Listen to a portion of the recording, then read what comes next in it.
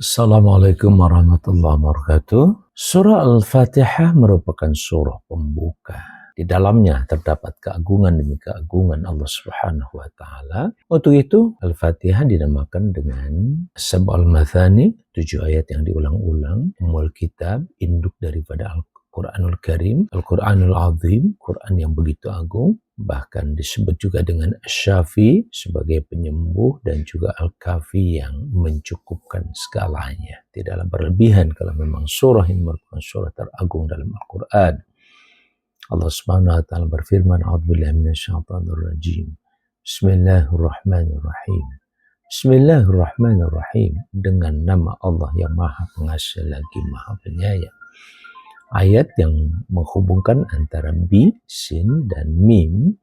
Bismi, ba, yang merupakan sababiyah, ba yang menunjukkan kepada hubungan sebab akibat, atau al-istim'anah sebagai sebuah pertolongan atau yang lainnya. Ismun adalah nama, di mana nama merupakan salah satu di antara entitas dan identitas.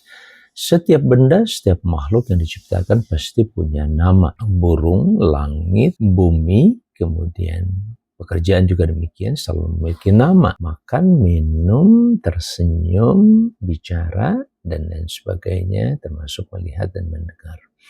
Sehingga dengan demikian, Allah adalah merupakan the subject yang maha melakukan apa saja. Dia yang hanya pantas disembah. Kenapa? Nanti kita lihat pada ayat yang kedua. Alhamdulillahirabbil alamin. Dengan demikian, bismi membangun sebuah konstruksi atau bangunan pemikiran bahwa Allah Subhanahu wa taala adalah penyebab dari segala sesuatu, yang maha menciptakan sebab itu sendiri. Ar-Rahman, Ar-Rahim adalah sifat atau dua sifat yang pertama kali dikenalkan dalam Quran. Untuk apa? Membangun semacam opini bahwa Allah Subhanahu wa taala tidaklah menurunkan Al-Quran yang di dalamnya juga terdapat perintah, larangan, janji, kemudian reward and punishment, kecuali karena itu sebagai rahmatnya, sebagai kasih sayangnya buat hamba-hambanya. Ayat yang kedua, Alhamdulillahirabbil alamin. Segala puji bagi Allah, Rabb dan Tuhan semesta alam. Segala puji tentunya merupakan salah satu di antara kebutuhan manusia adalah memuji dan dipuji. Namun siapakah yang pantas dipuji? Dialah Allah Subhanahu wa taala yang telah Rabbil alamin, sebagai pencipta, kemudian pengatur, dan juga yang maha menentukan alam semesta ini. Di sini setiap muslim sangat membutuhkan kalimat Alhamdulillahirabbil alamin sebagai ungkapan syukur. Maka Alhamdulillahirabbil alamin disebut dengan ra'su syukri, atau kepalanya syukur, atau sebuah keagungan tersendiri. Di sini kita memahami. Kemudian kenapa ada Allah dan Rabbi? Dua kata yang berbeda tetapi memiliki fungsi yang sangat luar biasa. Yang pertama, Allah sebagai yang maha disembah, sedangkan Rabbi adalah Dia yang maha menciptakan, memiliki, dan mengatur alam semesta. Sehingga di situ ada korelasi atau hubungan. Kenapa kita menyembah Allah? Karena Dia adalah Rabbil Alamin. Karena Dia adalah pencipta, pemilik, dan penguasa alam semesta. Di sini kejelasan Islam dibandingkan dengan teori-teori yang lain, filsafat dan lain sebagainya, yang masih mencari-cari tentang kebenaran. Bahkan kita mendapatkan petunjuk yang luar biasa.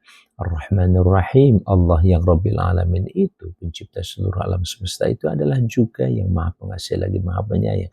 Sehingga pada saat Dia menciptakan, pasti dengan kasih sayangnya. Dia mengatur juga dengan kasih sayangnya. Kemudian Dia menentukan apapun terhadap alam semesta, di mana kita manusia dan juga kehidupan termasuk di dalamnya tidaklah semata kecuali karena faktor kasih sayangnya. Maliki Yaumiddin, ya, raja di hari pembalasan. Raja di hari pembalasan merupakan sebuah gambaran bahwa nanti di hari kiamat, di hari pembalasan atau Yaumuddin, ada sebuah peristiwa yang terbesar dalam hidup manusia, yaitu apa? Pengadilan. Di saat pengadilan itulah pasti Allah sudah tetapkan yang namanya balasan. Adin, betul kita catat, memiliki makna agama sebagai sebuah aturan waktu kita di dunia. Sedangkan adin yang kedua adalah balasan. Sehingga Allah membalas manusia itu pun berdasarkan agama. Terserah manusia suka atau tidak suka, maka yang namanya adin balasan pasti akan terjadi. Berikutnya, di hari pembalasan yang begitu dahsyat, apa yang harus kita persiapkan? Iyyaka na'budu wa iyyaka nasta'in. Hanya kepadamu ya Allah kami menyembah dan hanya kepadamu kami memohon pertolongan. Jelas ini merupakan salah satu komitmen bahwa cara kita mempersiapkan diri untuk mendapatkan balasan terbaik adalah dengan kita beribadah kepadanya. Dan iyyaka didahulukan sebagai maf'ul bi dibandingkan dengan fi'ilnya, kata kerjanya, untuk menunjukkan kehanyaan, hanya kepadanya, kekhususan kepadanya, hanya kepadanya, hanya kepadamu ya Allah kami menyembah. Terus yang kedua, wa iyyaka nasta'in, dan hanya kepadamu memohon pertolongan. Pertolongan lagi-lagi merupakan variabel atau unsur yang sangat kita perlukan apalagi dalam ibadah. Tanpa pertolongan Allah Subhanahu wa taala, pastikan kita tidak pernah bisa melakukan apa yang disebut dengan ibadah itu sendiri. Maka a'inni ala dzikrika wa syukrika wa husni ibadatika adalah salah satu doa Rasulullah SAW kepada kita atau mengajarkan kepada kita agar selalu minta pada Allah, ya Allah bantu saya untuk senantiasa berzikir, bersyukur dan sebaik-baik ibadah kepadamu ya Allah. Ihdinas siratal mustaqim, tunjuki kami ya Allah ke jalan yang lurus, juga merupakan salah satu di antara kebutuhan manusia. Apa itu? Petunjuk. Kebutuhan manusia, sekali lagi, solusi terhadap persoalan hidup manusia adalah petunjuk, dan petunjuk merupakan salah satu di antara faktor yang paling menentukan di dalam pekerjaan, sehingga pekerjaan apapun kita sangat membutuhkan petunjuk. Bahkan pemakaian benda, handphone misalkan, sangat memerlukan petunjuk. Maka petunjuk dalam beribadah juga jelas sekali di sini. Dan selanjutnya apa yang kita minta kepada Allah adalah petunjuk ke jalan yang lurus. Jalan merupakan bagian dari kehidupan, atau life is traveling. Ya, hidup itu adalah sebuah perjalanan. Jadi kita terus berjalan saja dan berjalan saja. Nah, tentu pada saat berjalan kita mengetahui dari mana kita mulai, dengan apa kita berjalan, dan kemana kita akan berjalan.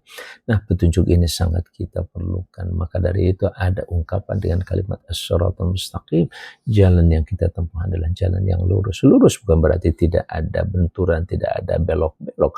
Lurus yang terpenting adalah mengantarkan kita ke tujuan yang sangat-sangat kita butuhkan. Seperti itulah ihdinas siratal mustaqim, dan Allah tegaskan jalan lurus itu adalah siratal ladzina an'amta alaihim, jalan orang yang telah Engkau beri nikmat kepada mereka. Siapa itu?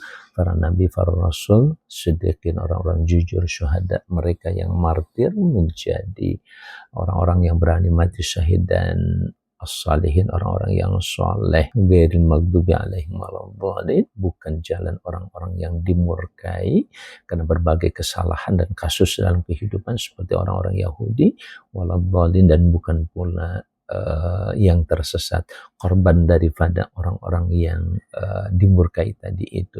Nah, dari sini ada prinsip hidup yang begitu menarik, di mana seorang yang berjalan di jalan yang lurus bersama para nabi dan para rasul, siddiqin dan syuhada serta solehin tadi adalah mereka yang senantiasa hidup dengan moderat, dengan tenang, dengan santai. Kenapa? Karena mereka adalah orang-orang yang tidak pernah mengganggu, sebagaimana mereka tidak mau diganggu. Itulah prinsip hidupnya. Janganlah menyesatkan dan jangan pula mau disesatkan. Jangan mengganggu, jangan mau diganggu. Seperti itulah kalimat dari siratal ladzina an'amta alaihim ghairil maghdubi alaihim waladhdallin. Amin. Nah, secara keseluruhan surah ini dinamakan dengan surah Al-Fatihah, artinya pembuka. Nah, dengan pembuka itu, di mana kita pun akan mengalami persoalan ketika terjadi sumbatan-sumbatan dalam pemikiran kita, sumbatan darah terhadap jantung, maka akan mengalami chaos atau kekacauan dalam hidup kita. Begitu halnya dalam kehidupan, maka bukakanlah. Maka Suratul Fatihah menjadi surah teragung yang bisa dijadikan sebagai doa. Untuk apa? Untuk membuka seluruh aliran dan saluran yang ada di dalam kehidupan kita. Yang pertama kita meminta kepada Allah Subhanahu wa taala dibukakan saluran rahmatnya atau aliran rahmatnya ya, dan itu nanti akan mengalir deras ke dalam kehidupan kita. Yang kedua adalah kita juga meminta dibukakan pintu alhamdulillah syukur pada Allah. Karena syukur itulah yang akan memberikan pertambahan nilai kepada kita. La in syakartum la azidannakum, begitu janji Allah, jika kalian bersyukur pasti aku tambahkan pada kamu sekalian. Yang ketiga, bagaimana kita pun tetap meminta kembali dibukakannya pintu rahmat Allah Subhanahu wa taala, terutama dalam mengelola alam semesta ini. Jangan kita kelola al-alamin ini dengan sistem yang tidak berasal dan tidak bersumber dari Allah Subhanahu wa taala, karena selalu akan menemukan berbagai macam kontradiksi, konflik kepentingan kita. Sedangkan pada saat kita menyerahkan seluruh urusan itu kepada Allah, maka Allah Maha objektif, Maha dalam segala-galanya. Malik Yaumiddin, kita juga minta kepada Allah dibukakan pintu ad-din ya, pintu agama dan juga pintu pembalasan, di mana kita mohon pada Allah dibalas dengan balasan yang terbaik insyaallah. Kemudian kita juga meminta berikutnya iyyaka na'budu wa iyyaka nasta'in. Kita minta dibukakan pintu ibadah pada Allah Subhanahu wa taala. Pintu ibadah dibukakan seluruhnya dalam kehidupan ini, sehingga kita tidak pernah melakukan apapun kecuali hanya untuk beribadah. Kenapa? Karena pintu-pintu ibadah itu sudah dibuka oleh Allah Subhanahu wa taala. Itulah iyyaka na'budu wa iyyaka nasta'in. Juga kita minta kepada Allah dibukakan pintu pertolongannya, ya Allah. Bukakan pintu pertolongan buat hamba ya seluas-luasnya. Berikutnya adalah kita minta dibukakan pintu petunjuknya yang amat sangat kita perlukan dalam menjalani kehidupan ini. Petunjuk Allah pastikan adalah sebuah kepastian dan kebenaran. Begitu halnya dengan dibukakan jalan. Jalan mana? Jalan yang lurus. Jalan yang mengantarkan kita kepada tujuan dari kehidupan yang sesungguhnya. Seperti itulah ihdinas shiratal mustaqim. Dan kita minta dibukakan jalannya orang-orang yang telah diberi nikmat oleh Allah Subhanahu wa taala, yaitu para nabi, para rasul, orang-orang jujur, orang-orang yang telah mati syahid, dan yang terakhir adalah orang-orang yang saleh. Dan mohon kepada Allah ditutup rapat-rapat segala pintu kemurkaan Allah Subhanahu wa taala yang diakibatkan oleh sikap dan tindakan yang nanti kita lihat di dalam surat Al-Baqarah, bagaimana kemurkaan Allah diberikan dan kepada siapa ya diberikan, apa penyebabnya dan seterusnya. Demikian hanya kita minta kepada Allah ditutuplah pintu yang namanya pintu kesesatan ya. Jangan sampai kita tergelincir sedikit pun, pikiran kita tergelincir, hati kita tergelincir, kemudian tindakan dan perbuatan kita. Itulah suratul Fatihah, surah pembuka, di mana merupakan surah teragung dalam Al-Qur'anul Karim. Amin terakhir di sini ada ungkapan terimalah permohonan kami. Kenapa dikatakan amin? Karena memang suratul Fatihah merupakan doa sekaligus. Jadi kapanpun kita sedang memerlukan, yang pertama kita minta pada Allah dibukakan rahmatnya. Sebab pintu rahmat itu akan menggelontorkan berbagai macam anugerah-anugerah dalam kehidupan kita. Minta ke Allah dibukakan pintu rahmatnya. Nah, itu yang paling penting kita minta pada Allah Subhanahu wa taala. Amin sekali lagi. Berarti suratul Fatihah juga merupakan doa yang mencukupi seluruhnya. Disinilah kita bisa membaca bagaimana Allah membagi suratul Fatihah itu kepada hambanya dan untuk Allah Subhanahu wa taala. Saat dia mengucapkan alhamdulillahirabbil alamin arrahmanir rahim maliki yaumiddin, saat itulah Allah katakan hambaku telah memujiku, menyanjungku dan mengagungkanku. Dan pada saat kita membaca iyyaka na'budu wa iyyaka nasta'in, saat itulah Allah menyatakan ini antara aku dan hambaku, dan untuk hambaku yang dia minta. Masya Allah, walhamdulillah, luar biasa Bapak-Ibu sekalian. Itulah suratul Fatihah, pegang dan jadikan. Itulah kenapa suratul Fatihah menjadi surah satu-satunya yang wajib dibaca di dalam sholat kita. Setiap rakaat sholat kita selalu membaca suratul Fatihah ini. Allah tempatkan di sana karena memang isinya yang luar biasa. Wallahul muwaffiq ila aqwamit thariq. Wassalamualaikum warahmatullahi wabarakatuh.